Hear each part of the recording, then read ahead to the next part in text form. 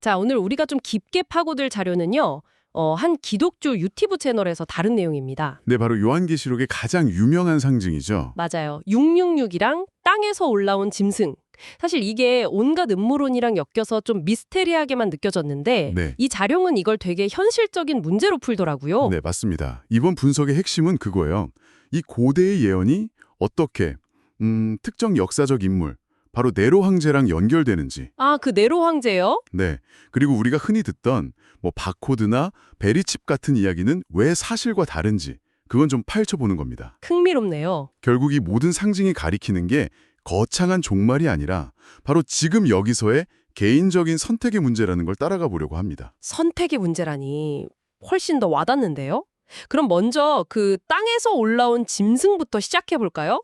보통 막 뿔 달린 괴물을 상상하게 되는데 그렇죠. 근데 여기서의 해석은 완전히 다릅니다. 어떻게 다른가요? 이 짐승을 어떤 초자연적인 존재가 아니고요. 세속 권력과 결탁한 종교 세력으로 봐요. 아, 권력과 결탁한 종교? 네, 그러니까 순수해야 할 종교가 국가 권력이랑 손을 잡고 자기 이익을 챙기기 시작할 때 그 모습이 바로 땅에서 올라온 짐승이라는 거죠. 역사적으로 그런 예가 있었나요? 그럼요. 자료에서는 신성 로마 제국 시절에 교황이 황제를 임명하면서 권력을 휘두르던 걸 예로 들고 있거든요. 아, 종교가 권력 그 자체가 되어버리는 상황. 생각해보면 이거 현대에도 비슷한 모습들이 보이잖아요. 어떤 것들이 있을까요? 뭐 특정 정치인을 노골적으로 지지하는 종교 지도자라던가 심지어 국가 지도자가 무속에 의지했다는 그런 논란들. 바로 그 점을 지적하는 겁니다.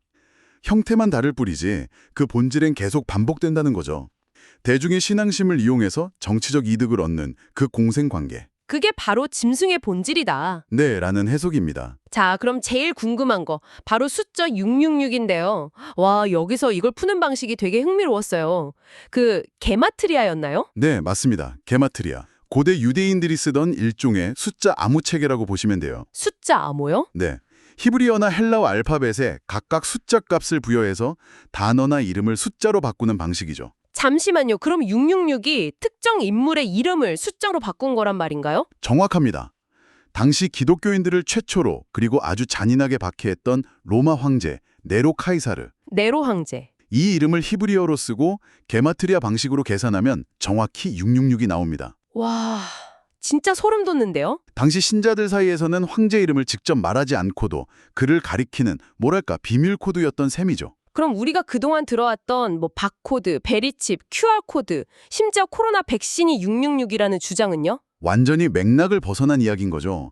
이 자료는 그런 물질적인 표식이라는 주장을 명확하게 반박합니다. 아, 그럼 666은 그냥 상징이군요. 네, 네로 황제처럼 하나님의 백성을 핍박하고 신앙을 위협하는 세력, 그 자체의 상징이라는 겁니다. 그렇군요.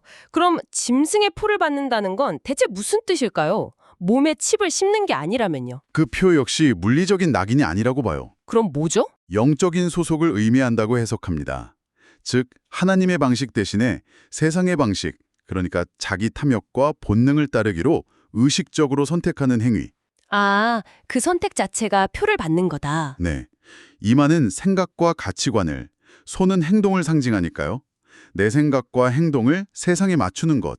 와, 그러니까 세상 시스템에 순응해서 이득을 얻으려고 신념을 저버리는 것. 그게 바로 짐승의 표를 받는 행위라는 거군요. 맞습니다. 그래서 표가 없으면 매매를 못한다는 구절도 결국 신념을 지키는 사람들이 겪게 될 사회적, 경제적 고립을 상징한다고 볼 수 있죠. 훨씬 더 현실적으로 다가오네요. 이 해석을 현대사회에 적용하면 더 명확해지는데요. 예를 들면요? 자료에서는 동성애나 마약 같은 이슈가 합법화되면서 오히려 성경의 가르침을 따르는 신자들이 차별주의자로 몰리거나 법적인 제재를 받는 상황을 지적해요. 아, 합법이라는 이름으로 오히려 신앙을 압박하는 상황이 올 수 있다. 그렇죠. 그리고 이런 사회적 압박뿐만 아니라 교회 내부의 문제도 지적하더라고요. 교회 내부의 문제라면요? 퀴어 신학이나 종교 다원주의처럼 전통적인 교리를 시대 흐름에 맞춰서 바꾸려는 움직임들, 이걸 거짓 선지자의 예로 들거든요. 듣기 좋은 말로 신자들을 현혹해서 결국 세상의 가치관을 따르게 만든다는 경고, 상당히 날카로운 비판이었어요. 네, 결국 이 자료가 말하고자 하는 건 요한계시록의 상징들이 먼 미래의 어떤 암호풀이가 아니라는 점입니다. 네. 어느 시대에나 존재했던 신앙과 세상적 욕망 사이의 갈등, 바로 그 이야기인 거죠. 정리해보면 짐승이라는 게 결국 우리 외부에 있는 어떤 거대한 악의 세력일 수도 있지만 동시에 편안함이나 이익을 위해서 신념을 타협하려는 우리 내면의 욕망일 수도 있다는 거네요. 바로 그겁니다. 그 유혹에 넘어가는 순간 누구든 사탄의 방식을 따르는 존재가 될 수 있다는 경고로 들립니다. 네, 바로 그 점이 핵심이죠. 그렇다면 마지막으로 이런 질문을 던져볼 수 있겠네요. 어떤 질문이죠? 당신의 삶에서 신념과 타협하게 만드는 가장 큰 압박은 무엇인가요? 그것이 편리함인가요? 안정에 대한 두려움인가요? 아니면 더 큰 성공에 대한 욕심인가요?